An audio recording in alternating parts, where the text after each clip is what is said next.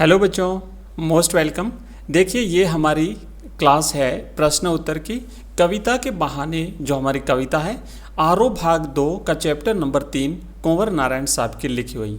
इस कविता के हमने सप्रसंग व्याख्या कल वाली क्लास में करी थी और आज हम करेंगे पाठ्य पुस्तक के जो प्रश्न उत्तर हैं वो कंप्लीट प्रश्न उत्तर मैं आपको करवाऊंगा।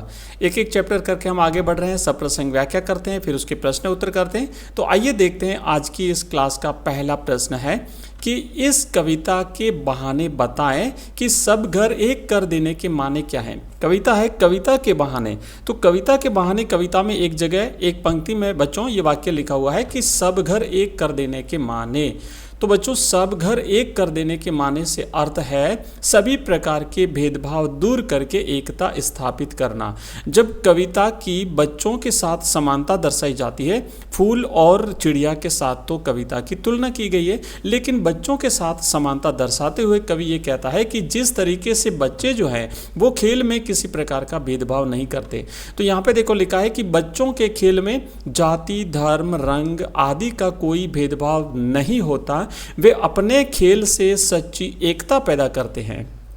तो इसी तरीके से कविता भी समस्त भेदभाव भुलाकर निष्पक्ष होकर मानवता के दुख दर्दों को व्यंजित करती है। इसीलिए कवि ने बच्चों लिखा है सब घर एक कर देने के माने बच्चा ही जाने। आगे बढ़ते हैं। नेक्स्ट है दूसरा प्रश्न, उड़ने और खिलने का कविता से क्या संबंध है। अब देखो कविता को कवि ने लिखा है कि कविता उड़ना है चिड़िया के बहाने और कविता खिलना है फूलों के बहाने।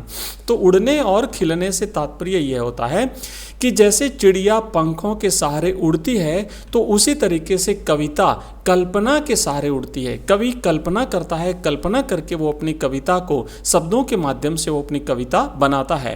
तो जिस तरीके से चिड़िया अपने पंखों के सहारे उड़ान भरती है, उसी तरीके से कविता कल्पना के माध्यम से उड़ान भरती है। इस तरह कविता का उड़ने से संबंध यह है कि वह कल्पना के माध्यम से दूर दूर तक लोगों को प्रभावित कर सकती है। उसके अलावा दूसरा है खिलना।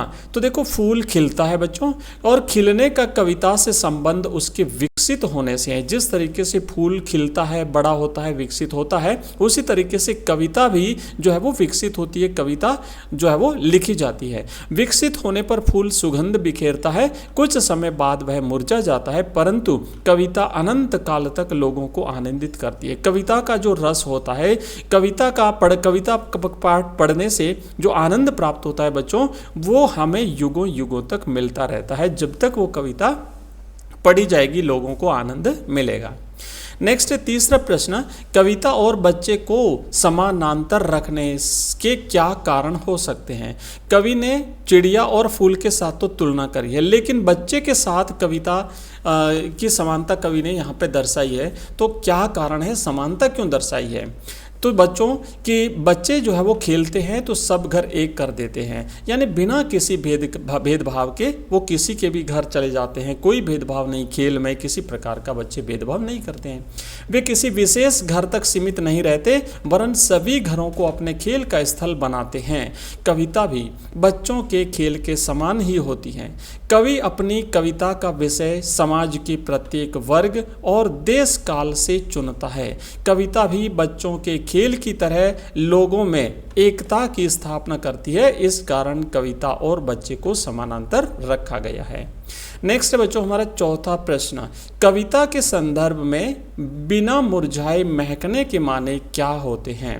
देखो कविता में कवि ने लिखा है कि कविता खिलना है फूलों के बहाने, लेकिन वहाँ पर फूल मुरझा जाता है, कविता नहीं मुरझाती। तो बच्चों यहाँ पे कवि क्या उत्तर आपको ये लिखना होता है कि फूल जब तक खिला रहता है तब तक महकता है, सुगंध बिखेरता है, लेकिन मुरझाने पर उसकी महक समाप्त हो जाती है।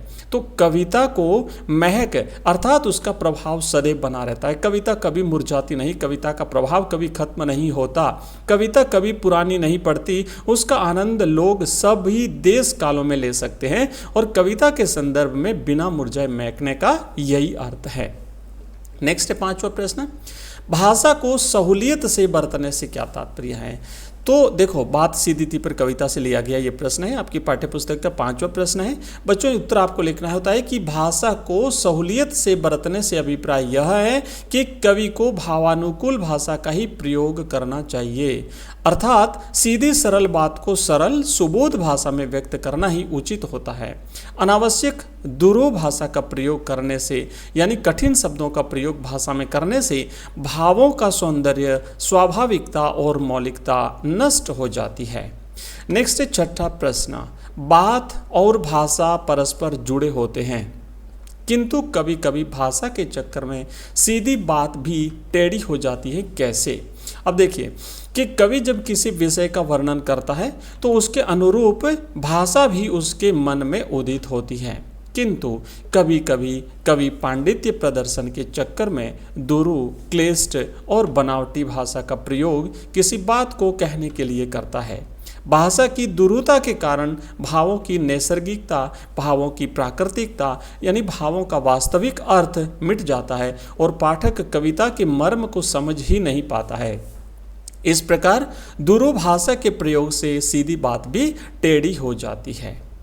नेक्स्ट है बच्चों 7वां प्रश्न, बात यानी कथ्य के लिए नीचे दी गई विशेषताओं का उचित बिंबों या मुहावरों से मिलान कीजिए। तो यहाँ पे कुछ बात मुहावरे दिए गए हैं, कुछ बिंब है और उसकी विशेषता से मिलान करना है। तो आइए नेक्स्ट पेज पर हम देखते हैं। यहाँ पे देखो लिखा हुआ है कि बात की चूड़ी मर जाना से क्या तात्पर्य है। बात की चूड़ी मर जाने का अर्थ होता है बात का प्रभावहीन हो जाना, बात का जो प्रभाव था वो नष्ट हो जाना। नेक्स्ट है बात की पेंच खोलना, इससे तात्पर्य है बात को सहज और स्पष्ट करना। नेक्स्ट है बात का शरारती बच्चे की तरह खेलना, तो इसका अर्थ होता है बात का पकड़ में न आना। फिर है बात को कील की तरह ठोक देना, बच्चों अर्थ होता है बात में कसावट का न होना। फिर है बात का बन जाना, तो इसका अर्थ होता है कथ्य और भाषा का सही सामंजस्य बनना।